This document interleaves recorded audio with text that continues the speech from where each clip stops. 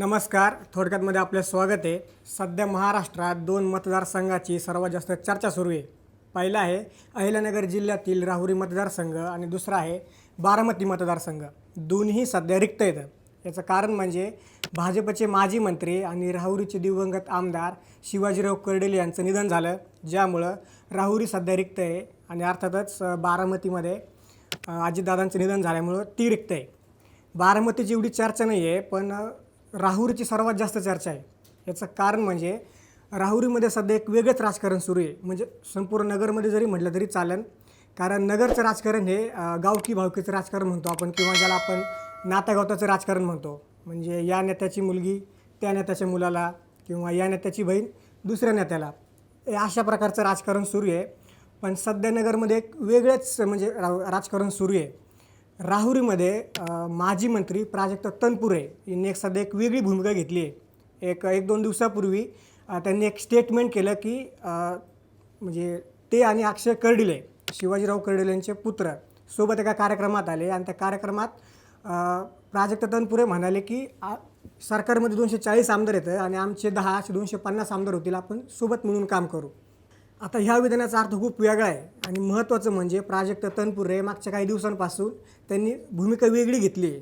ते पक्षाचे आहेत शरद पवार पक्षाचे, राष्ट्रवादी काँग्रेस, आणि त्यांनी जी भूमिका घेतली आहे ती एकदम वेगळी भूमिका आहे.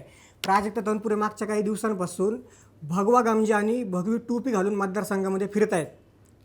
म्हणजे हिंदुत्ववादी जी भूमिका असती ती त्यांनी स्वीकारली. आता जर मागच्या काही महिन्यांपासून जर अहिल्यानगरमधून महाराष्ट्रामध्ये सर्वात जास्त नाव गाजलं असेल तर ते संग्राम जगतापांचं. याचं कारण काय, तर संग्राम जगतापांनी मागच्या अनेक महिन्यांपासून हिंदुत्ववादी भूमिका स्वीकारली आहे, ज्यामुळे ते चर्चेत येतं. कुठे काही प्रकरण झालं की संग्राम जगताप पुढंच असते. तर राष्ट्रवादी काँग्रेस पक्षाचे अजितदादाच्या, तरी त्यांनी हिंदुत्ववादी भूमिका स्वीकारलेली आहे. अशीच प्रकारची भूमिका प्राजक्त तनपुरेंनी स्वीकारली. आता प्राजक्त तनपुरेंनी ही भूमिका स्वीकारणं, हिंदुत्ववादी भूमिका स्वीकारणं, याचं दुसरं एक कारण असं असतं की हिंदुत्ववादी भूमिका स्वीकारणं म्हणजे भाजपात प्रवेश करणं किंवा भाजपात जाण्याची शक्यता. ही सर्वात मोठी शक्यता राहुरीमध्ये घडती आहे. माजी मंत्री प्राजक्त तनपुरे हे भाजपात जाऊ शकतात आणि ज्यामुळेच त्यांनी ती हिंदुत्ववादी भूमिका स्वीकारली असं म्हटलं जातं आहे.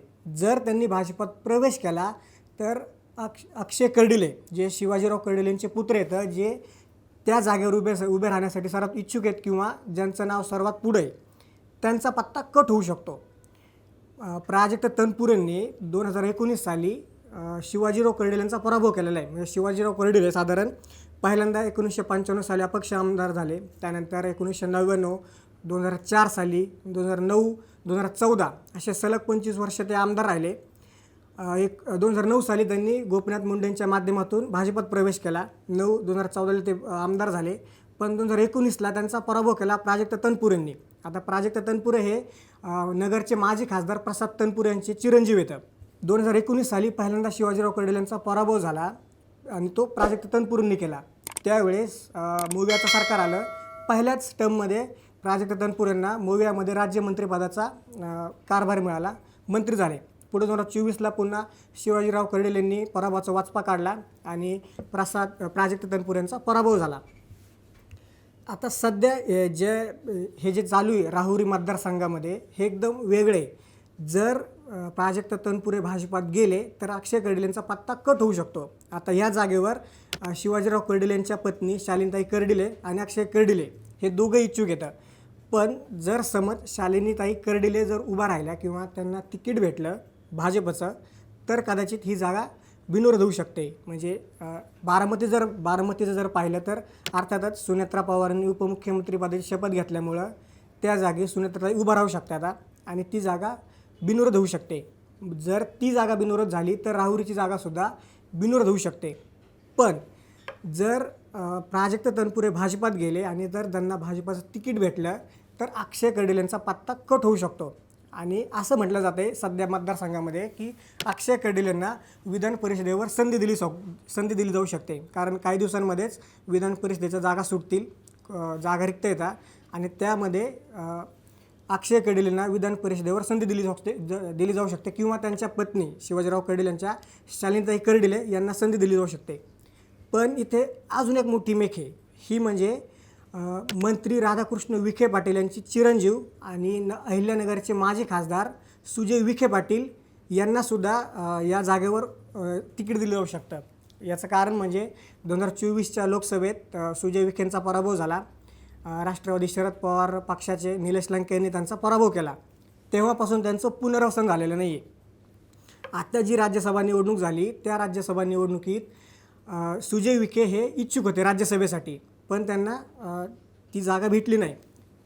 नगरमधूनच अजून एक इच्छुक होते विवेक कोल्हे. विवेक कोल्हे हे कोपरगावमधून येत होतं. कोपरगावच्या माजी आमदार स्नेहलता कोल्हे यांचे ते चिरंजीव येतं आणि त्यांना असं म्हटलं जातं की भाजपच्या पक्षश्रेष्ठींनी त्यांना राज्यसभेचा शब्द दिला होता. जसा शब्द अमरावतीच्या आनंदराव अडसुळांना दिला होता तसाच शब्द विवेक कोल्हेंना भेटला होता. पण विवेक कोल्हेंना काही ती जागा भेटली नाही किंवा सध्या विवेक कोल्हे किंवा कोल्हे घरात कुणालाच काही नाही आहे, म्हणजे आमदारकी नाही, खासदारकी नाही, काहीच नाही.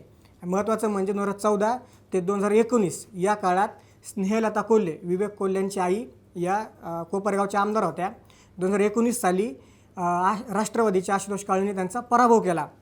पुढे 2024ला महायुतीमध्ये असल्यामुळं दोघांनी कोल्हेंनी काळेंना मदत केली आणि काळे आमदार झाले.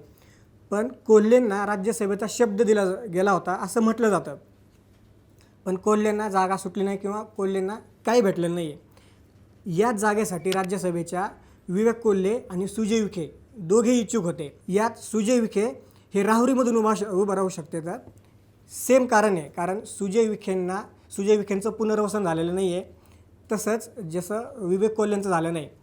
आता अक्षय कर्डिले आणि शालिनीताई कर्डिले हे दोघेही त्या जागेसाठी इच्छुक येतं.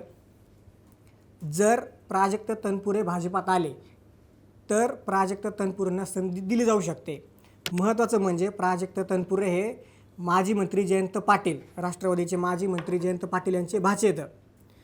हाही त्यांच्यासोबत एक मोठा अँगल आहे. सध्या ह्या सगळ्या घडामोडी अहिल्यानगर जिल्ह्यात घडत आहेत. यामध्ये अक्षय कर्डिले यांच्या बहीण संग्राम जगतापांच्या पत्नी येतात. संग्राम जगताप अहिल्यानगरचे आमदार येतात. संग्राम जगताप आणि सुजय विखे पाटील यांचे चांगले संबंध येतात. दोघंही चांगले मित्र येतं. नुकते झालेल्या अहिल्यानगर महापालिकेमध्ये दोघांनी सोबत पॅनल उभा केला होता. दोघं सोबत होते आणि महायुतीची सत्ता आली. आता यामध्ये अक्षय कर्डिलेंना ही जागा दिली जाते की नाही, म्हणजे कर्डिलेंच्या घरात ही जागा दिली जाणार की नाही हे खूप महत्त्वाचं ठरणार आहे. अक्षय कर्डिलेंसाठी हा एक खूप मोठा प्लस पॉईंट हाच आहे की सुजय विखे आणि संग्राम जगताप यांच्याशी त्यांचे चांगले संबंध येतात. आणि मागच्या 1-2 दिवसामध्ये अक्षय कर्डिले आणि प्राजक्त तनपुरे हे दोघेही सोबत दिसलेत. खूप वेळा खूप काही कार्यक्रमांमध्ये सोबत दिसलेत आणि दोघांमध्ये सलगी झाली की काय अशी चर्चा आहे. पण जर असं झालं तर नक्की कुणाला तिकीट भेटणार हे पाहणं महत्त्वाचं ठरणार आहे. प्राजक्त तनपुरे जर भाजपात आले तर प्राजक्त तनपुरेंना तिकीट दिलं जाणार की नाही, का जी उरलेली टर्म राहील ती कर्डिलेंच्याच घरात दिली जाईल की कर्डिलेंना विधान परिषद दिली जाईल हे पाहणं आता महत्त्वाचं ठरणार आहे. याबद्दल तुम्हाला काय वाटतं आम्हाला कमेंट्समध्ये नक्की सांगा आणि अशाच प्रकारच्या व्हिडिओसाठी थोडक्यातले नक्की फॉलो करा.